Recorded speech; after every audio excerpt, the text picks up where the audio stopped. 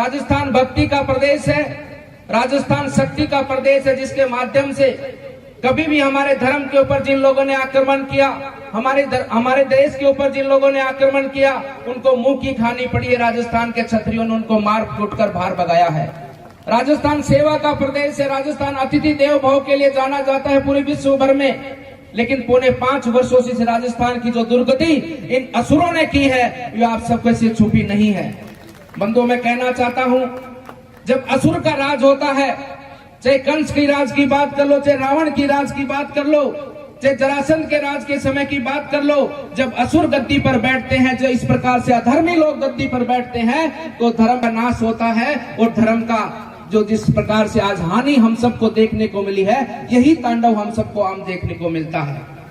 इन अधर्मियों का राज जो राजस्थान में जब से आया, जब से संत प्रताड़ित हैं, जब से संतों की हत्या आम सरेआम होने को देखने को मिलती है, जनता दुखी है, जनता का शोषण हो रहा है, उसी के साथ साथ में महिलाओं माताओं का किस प्रकार से सम्मान राजस्थान के अंदर गिरा है। ऐसा वातावरण राजस्थान में बना कैसे? ये बना कैसे? क्योंकि असुर लोग गद्दी पर बैठे हैं, अधर्मी लोग गद्दी पर बैठे हैं। और वो तो मैं आपसे ही सीखा है कि जैसे खाए अन्न वैसा होता है मन, जैसी संगति में हम बैठते हैं वैसा ही हो जाता है विचार। क्योंकि इन लोगों का विचार ही तुष्टीकरण का है। इन लोगों ने सदैव तुष्टीकरण की राजनीति की, सदैव देश के लोगों को जाति बाती पे लड़ाया, धर्म के नाम पर लड़ाया। अगर कांग्रेस भलाई करना देश का चाहती, तो देश में आज 77 वर्ष हो चुके आजादी के, सर्वाधिक समय कांग्रेस ने प्रदेश और देश में राज किया। लेकिन क्या किया जनता के लिए, क्या किया आपके लिए? जब भी चुनाव आता है तो झूठ की दुकान खोलकर बैठ जाते हैं। क्योंकि देश की ये कांग्रेस कभी चाहती नहीं है कि देश का किसान, देश का गरीब आगे बढ़े। उसी प्रकार की नीतियों को इन्होंने सदैव आगे बढ़ाया, उसी प्रकार की नीतियों को लेकर ये लोग आगे चले। देश में 2 शिक्षा नीति बनाई, एक हिंदी मीडियम, एक इंग्लिश मीडियम। गांव का विद्यार्थी, गांव का बच्चा अगर पढ़ लिख जाएगा तो वो सवाल पूछेगा, उसमें बुद्धि आ जाएगी।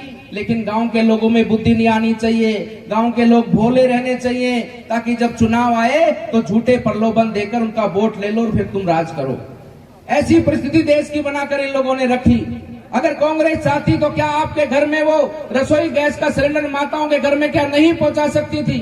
अगर कांग्रेस चाहती तो क्या आपके घर में वो शौचालय बनाने के काम नहीं कर सकती थी? माताओं को सम्मान देने का काम नहीं कर सकती थी? अगर क्या कांग्रेस चाहती जनधन खातों के माध्यम से आपके घर का अकाउंट नहीं खुला सकती थी? अगर क्या कांग्रेस चाहती तो किसानों को क्या सम्मान निधि नहीं दे सकती थी? अगर कांग्रेस चाहती तो क्या वो भरपूर राशन हमारे देश के गरीब लोगों तक नहीं पहुंचा सकती थी? अगर क्या कांग्रेस चाहती तो हमारे देश के अंदर प्रधानमंत्री आवास पिछले 8-9 वर्षों में बने हैं, क्या कांग्रेस नहीं बना सकती थी? लेकिन बनाया नहीं।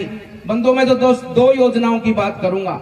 पेंशन योजना तो आज की नहीं, बहुत पहले से चलती है। राशन की योजना आज से नहीं, बहुत पहले से चलती है। लेकिन यहाँ बुजुर्ग बैठे होंगे, आज से 9 साल पहले भी उनको पेंशन मिलती होगी, 200, 250, 300 जितनी भी। जब उस समय पर जब वो अधिकारी गांव में पेंशन के पैसे उनको देने आता था, उनके पेंशन के 300 रुपए होते थे, लेकिन 300 की बजाय वो 250 रुपए उनको हाथ में पकड़ाता था। और उस बुजुर्ग की हिम्मत नहीं पड़ती थी कि भैया मेरे 300 रुपए हैं, 50 रुपए वापस दे दे।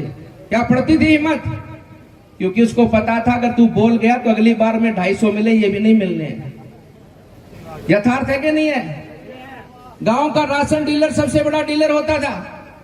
उसके घर में ट्रैक्टर, गाड़ी, मोटरसाइकिलों की खड़ी होती थी, क्योंकि सबसे मजबूत आदमी होता था, सबसे अधिक पैसे वाला होता था। सिफारिश से उसको राशन डीलर का काम मिलता था। और उसकी ताखड़ी के नीचे 20 किलो के बाट के नीचे भी चुम्बक लगी होती थी। जब उसमें राशन तुलता था, 20 किलो 25 किलो जो भी सरकार बेचती थी, उसमें से 10-12 किलो ही मिलता था। अगर कोई आवाज उठाता था तो अगली बार से उसका राशन कार्ड में नाम ही कट जाता था। ये परिस्थिति हमारे इस देश के अंदर इन कांग्रेस के लोगों ने बना के रखी थी। लेकिन मोदी जी के आने के बाद में आज मैं दावे के साथ कह सकता हूं, चाहे आपका पेंशन का पैसा हो, चाहे आपका अनाज हो, एक दाना भी कोई आपका नहीं चुरा सकता। पूरा का पूरा हक हमारे देश के लोगों को मिलता है। ये परिवर्तन है देश में। इसलिए बंधु, आने वाला समय बहुत महत्वपूर्ण समय है। आदरणीय राजेंद्र राठौड़ जी 7वीं बार विधायक बने हैं, 8वीं बार आने वाले समय पर बनने वाले हैं। हम सब लोगों का एक ही सपना है। हम भारतीय जनता पार्टी का कार्यकर्ताओं का सिर्फ एक ही उद्देश्य है कि अपने देश को आगे बढ़ाना है, अपने देश के लोगों तक हर वो सुख सुविधा जिसके वो हकदार हैं। हमारे देश का मजबूत किसान बने, हमारे देश का उद्यमी हमारा युवा बने और हमारा देश मिलकर आगे बढ़े। और ये बहुत अच्छा अवसर है, ये चुनाव का अवसर हमारी अकेले की जिम्मेदारी नहीं है, ये चुनाव अधिक जिम्मेदारी है तो आप सबकी जिम्मेदारी है। सबसे महत्वपूर्ण अगर कोई कार्य चुनाव के अंदर है तो आप जनता का है।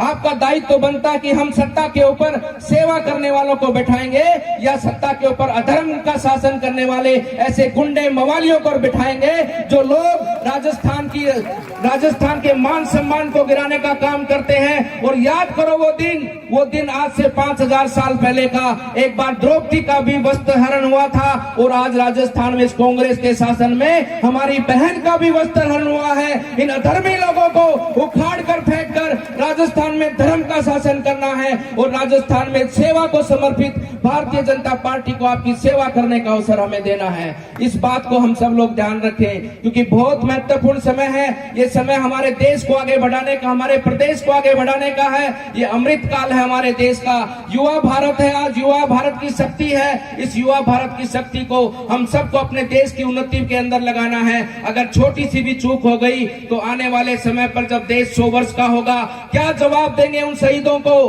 क्या जवाब देंगे उन शहीदों को जिन्होंने अपने देश की आजादी के लिए, हमारी आजादी के लिए अपने प्राणों को न्यौछावर कर दिया? और क्या कहेंगे उनको कि उनके सपनों का हम भारत नहीं बना पाए, उनके सपनों का हम सक्षम भारत नहीं बना पाए? ये जिम्मेदारी 135 करोड़ भारतवासियों की है, आप सबकी जिम्मेदारी है। इसलिए मेरा निवेदन है, मेरी आत्मा से, मेरे मन से, एक निष्ठा भाव से मेरा आपसे निवेदन है, और जो हम कहते आए आपके बीच में पूरे समर्पित भाव से, सेवा भाव से, पूरी ईमानदारी से आपके बीच में कहने आए, आप हमें सेवा करने का अवसर दो।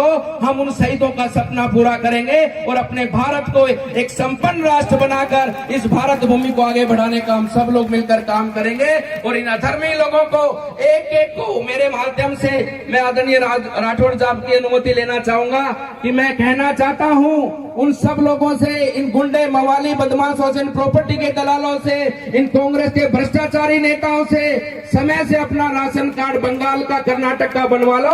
बीजेपी की सरकार आने वाली है, तुम लोगों को राजस्थान में छुपने की जगह नहीं मिलेगी। एक एक अपराधी को, जिन लोगों ने हमारी माताओं बहनों की इज्जत को सरेआम किया है, उनको एक एक को सजा दिलाकर इस राजस्थान की जनता को हम न्याय दिलाने का काम करेंगे। और जिन लोगों ने राजस्थान की जनता का पैसा खाया है, उनकी जेब से, उनके आतड़ियों से राजस्थान की हक का पैसा निकालकर उनको सजा दिलाकर उनको जेल में चक्की पिसवाने का हम काम करेंगे।